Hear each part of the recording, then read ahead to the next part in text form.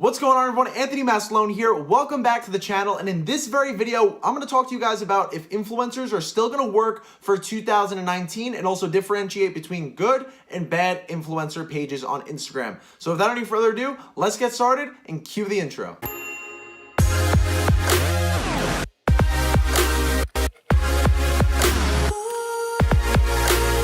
All right, guys, so when it comes to Instagram influencers in 2019, things have shifted tremendously, and there's been a lot of changes within the whole space of utilizing Instagram influencers for promoting your business, whether it be a Shopify store, growing your own page, or just getting more exposure to your brand. Things have definitely changed a lot compared to, 12 or 24 months ago.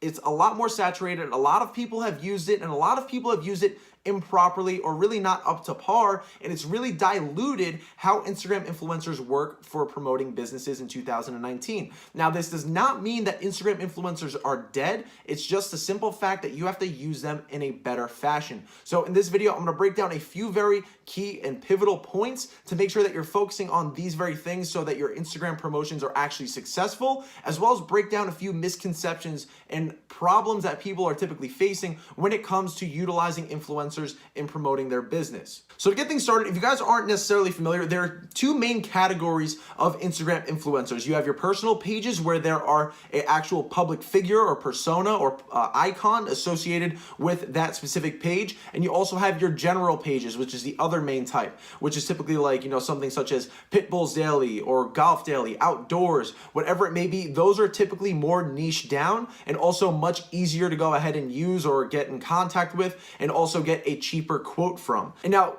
that's because the personal pages have taken a very different approach, and it typically takes a lot more time to really build up that loyal following with a public figure or actual person tied into that page, all right? So the personal page influencers offer a different dynamic where it's more so person to person, and the general pages are typically someone's general interest or niche that they're interested in, and they follow that page because they're interested in that content directly.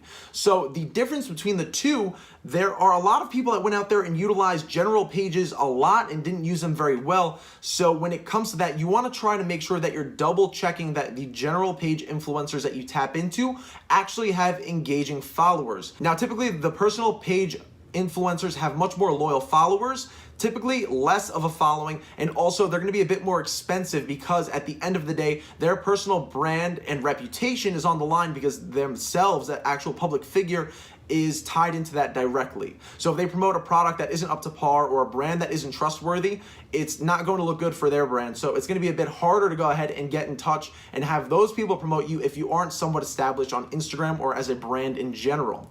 So with the general page influencers, they're much easier to go ahead and acquire, and it's a much lower barrier to entry. The cost to go ahead and use them is usually a lot lower. So that's why when it comes to personal pages, if you're just getting started, I like to use a group of micro influencers rather than trying to shoot for the stars and get a celebrity or micro celebrity that is up in the millions of followers. Because if you can group together anywhere from 5 to 20 different micro influencers that have anywhere from 5 to 100,000 followers, that can also be super effective for your brand because they have very engaging pages. Okay, now going on the flip side, with general pages, there are a lot of things to also look into, and that's exactly what we're going to cover in the second point of this video, which is that likes are not everything. Likes are not going to be the thing that make or break the effectiveness or the overall, I guess you could say, response that you're really going to get from those overall influencers, no matter who they are, personal or general page. Likes does not tell you everything. People can go out there and buy likes.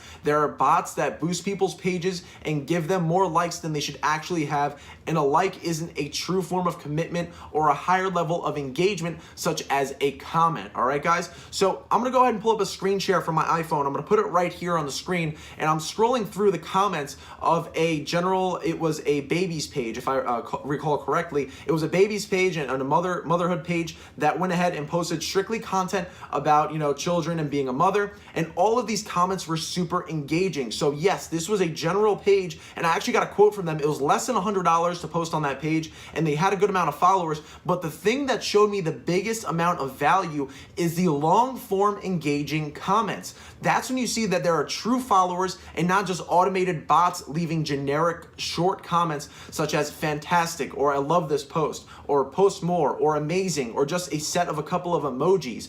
There's a very big difference and a fine line between comments that are coming from bots and that are coming from true people, and actually dive in depth and talk about the actual image. And after you go ahead and spend some time looking and comparing between the two, you'll be able to tell that there's a massive difference between those two types of comments. And you want to go ahead and strike into the pages that have those long form, true organic comments of people truly engaging with the page that you are about to tap into.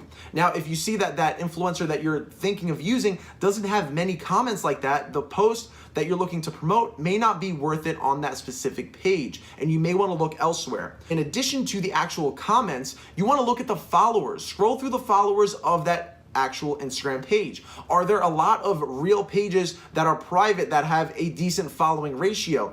Now, what I mean by that, are there just nothing but pages that follow 2,000 people and have 2 followers with 0 posts? Because clearly those are fake accounts that are generated by bots to go ahead and boost likes. Now, yes, every page is going to have those every here and there, but if you see them going in bunches of 10 or 20 in that followers list, then that tells you right off the bat that either followers are bought or not everyone that's following this page is truly engaging, if you see that in addition to no engaging comments. All right, guys? So that's the kind of stuff that you really want to look for and decipher if your influencers are actually going to be effective. From so many people utilizing this actual method to go ahead and promote their businesses, and also promote their businesses in ways that aren't necessarily effective because they didn't have a very good creative or a very good Instagram page to actually back that promotion on the back end, where the destination is actually for that promotion itself, has caused a lot of people to lose trust in influencers, unfortunately. So you want to make sure that you're looking into this kind of stuff so that you know for a fact that these influencers have engaging followers that are real and aren't just generated by bots that are boosting likes.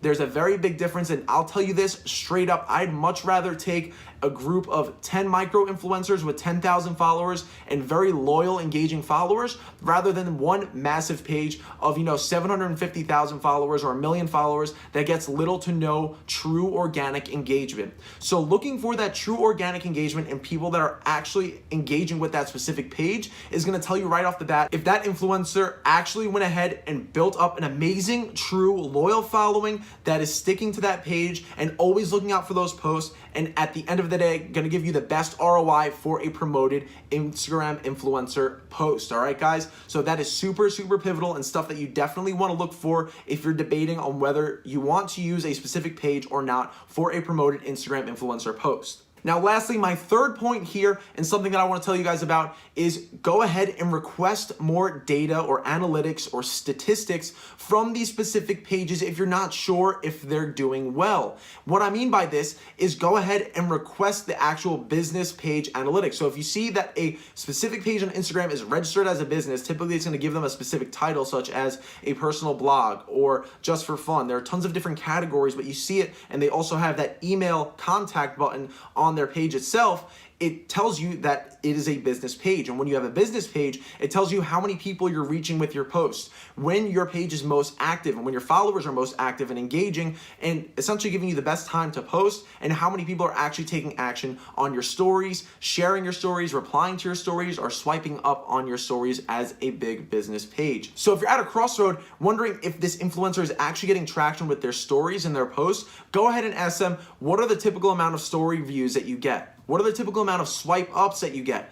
Can you show me screenshots of what is going on in the back end of your Instagram account so I can see if this is worth the post? And if some of them don't like it, it's fine, move on to the next, but you want to go ahead and haggle with them and try to get that best promoted post where you know for a fact that it's an engaging page. And if they don't like it, you could also say, we could start out as a test post, and if this works, I'll gladly go ahead and move forward with multiple promotions in the future, perhaps even a sponsorship deal that I'll be paying you monthly for. That's the kind of stuff that you want to go ahead and focus on when it comes to utilizing Instagram influencers in 2019, because of so many people saturating the market, trying to jump into this promotion model, but not doing it properly. So you want to make sure that you realize that likes are not everything. You have to dig deeper and look into comments and followers. That's where a lot of the telltale signs of purchase followers or bots that are running on these specific pages are going to pop up. Now, of course, every single page is going to get those generic comments, but you want to make sure that that's not their sole foundation of true engagement on that page itself. Also, you want to make sure that you're looking into tons of different types of pages. It's not all about getting Kylie Jenner to post your stuff, because that's not the answer, and it's most likely not in your budget at the end of the day. So you want to work your way up, start with micro influencers, work your way up with other personal brand pages in addition to general pages thrown into the mix. You want to go ahead and utilize them and essentially scale it just like a Facebook ad and work up in higher budgets with pages that are super contextual to your actual offer. If you're going out there trying to sell cat products on a dog page, it's not going to convert. You always want to make sure that that actual offer is aligned super contextually with the content strategy of that specific influencer for the best chance for sales, conversion, and gaining more awareness for your brand or your Instagram page. So in layman's terms, that's going to sum everything up here for this very video on whether influencers are dead in 2019 or not, and letting you know exactly how to properly use these Instagram influencers, because there is still so much potential to grow your brands through this perfect word of mouth marketing that is also going to help you go viral if you use it properly, guys. So make sure when it comes to Instagram influencers that you're not just diving into it and throwing money at the wall, because you're going to get the same result if you do that with Facebook ads. You want to do your research, make sure you know where you're putting your money, and also look into the effectiveness of these specific pages. All right, guys, it's not impossible to do. Not everything is hidden, and you could easily go ahead and make sure that this is the right promotion for your brand. Make sure you're using influencers properly in 2019. Don't waste your money on ads. And if you want to rewatch this video, feel free to do it so you can get every single point that we went over. And I hope you enjoyed the video. If you learned something new, go ahead, smash that like button. Don't forget to subscribe and turn on those push notifications for more content just like this, guys. I hope you really learned something new. I want to put out as much value as possible this year, and I hope it's going to help you and your Instagram influencer promotions in 2019. My name's Anthony Maslone, and I'll be seeing you guys in the next video.